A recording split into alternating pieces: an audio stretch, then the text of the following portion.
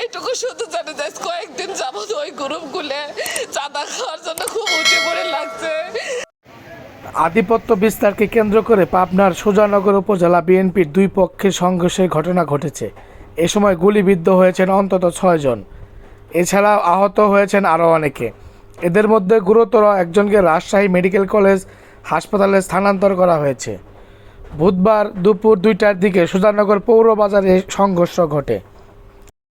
আহতরা হলেন উপজেলার তাঁতিবন্ধ গ্রামের জাবেদ শেখের ছেলে শেখ আব্দুর রৌফ, ভবানীপুর গ্রামের শুক্কুর আলীর ছেলে ইয়াকুব, কাশিপাড়া গ্রামের আজাহার আলীর ছেলে তুষার, সুজানগর গ্রামের সিদ্দিকের ছেলে সুজন, আব্দুল হামিদের ছেলে আসলাম ও তাঁতিবন্ধ গ্রামের মঞ্জেল।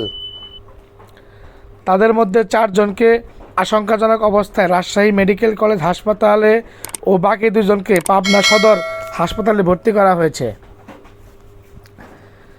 জানা যায়, দীর্ঘদিন ধরে সুজানগর উপজেলা বিএনপির সদস্য সচিব শেখ আব্দুর রৌফ এবং অপর গ্রুপের নেতা শাহজাহান শেখের মধ্যে আধিপত্য নিয়ে উত্তেজনা বিরাজ করছিল।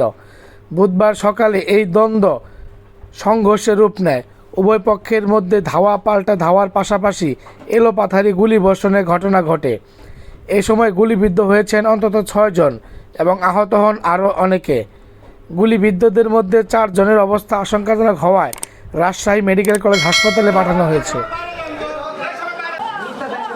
শাহজাহান শেখ পাবনা 2 আসনের সাবেক সংসদ সদস্য সেলিম রেজা হাবিবের অনুসারী হিসেবে পরিচিত এবং শেখ আব্দুর রৌফ কৃষক দলের কেন্দ্রীয় কমিটির সভাপতি হাসান জাফির তুহিনের অনুসারী। এ বিষয়ে সুজানগর থানার ভারপ্রাপ্ত কর্মকর্তা জানান, আহতদের চিকিৎসার জন্য পাবনা জেনারেল হাসপাতালে পাঠানো হয়েছে। আমরা পরিস্থিতি স্বাভাবিক নিয়ন্ত্রণে এনেছি। ঘটনাস্থলে অতিরিক্ত পুলিশ মোতায়েন রয়েছে। আহতদের পরিবার অভিযোগ দিলে তদন্ত সাপেক্ষে আইনগত ব্যবস্থা নেওয়া হবে। এইটুকু শুধু জানি যে কয়েকদিন যাবত ওই গ্রুপগুলো চাঁদা খাওয়ার জন্য খুব উঠে পড়ে লাগছে। চাঁদা নেওয়ার জন্য আমার হাজবেন্ড চাঁদা নেওয়ার পক্ষে না। আমার হাজবেন্ড চায় যে সুজানগর যাতে কোথাও কোনো বিশৃঙ্খলা সৃষ্টি না হয়, আর চাঁদা যাতে কেউ না নিতে পারে, কোনো মানুষের উপর যাতে কোনো জুলুম না হয়। সেলিম গ্রুপের লোকজন, আমার হাজবেন্ড তুহিন গ্রুপের লোকজন। এবং মাথায় ধারালো আঘাত রয়েছে এবং লোহা বা রড জাতীয় আঘাত রয়েছে। আমাদের এখানে 5 জন রোগী ভর্তি হয়েছিল। সবগুলো রোগী ধারালো আঘাত বা ভোঁতা আঘাতের চিহ্ন রয়েছে। তার মধ্যে 1 জন রোগীর অবস্থা একটু আশঙ্কাজনক হয়, আমরা রাজশাহীতে পাঠিয়ে দিয়েছি। বাকি 4টা রোগীকে আমরা ভর্তি রেখে প্রাথমিক চিকিৎসা দিয়েছি এবং তাদের অবস্থা এখন আশঙ্কাজনক থেকে মুক্ত।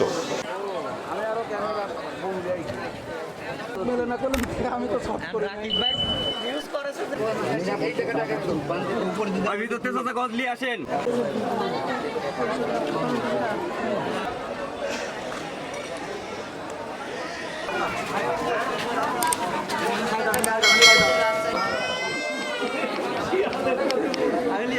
আপনারা তারা দেখলেন না।